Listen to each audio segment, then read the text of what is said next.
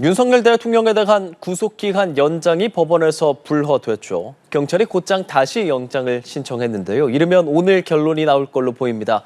자, 검찰 비상계엄 특별수사본부가 설치된 서울중앙지검에 나가 있는 취재기자를 연결하겠습니다. 배윤주 기자 전해주시죠. 네, 검찰은 오늘 윤석열 대통령에 대한 구속기간을 연장해달라고 서울중앙지법에 다시 신청했습니다.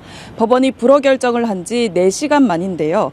어젯밤 법원이 불허 결정을 한 직후 검찰 내부에선 연장 불허 사유가 납득이 안 된다는 당혹스러운 분위기가 있었는데 밤사이 논리를 보완해 재신청에 나선 것으로 보입니다.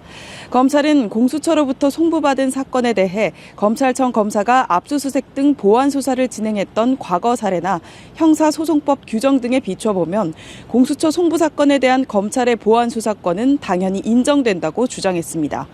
검찰이 언급한 사례로는 지난 2021년 조희연 전 서울시 교육감의 해직교사 특별채용 의혹 사건 등이 있는데 당시 검찰은 공수처로부터 넘겨받은 사건을 보완 수사한 뒤 기소해 유죄 확정을 끌어냈습니다.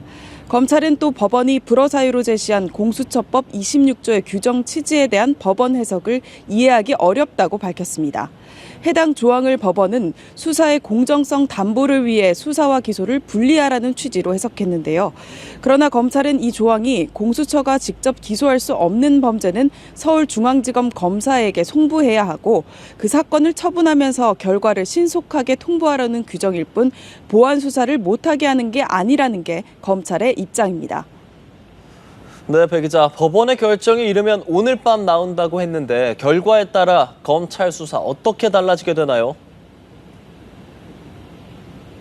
네, 검찰이 연장을 요청한 기한은 앞서 신청한 것처럼 다음 달 6일까지입니다.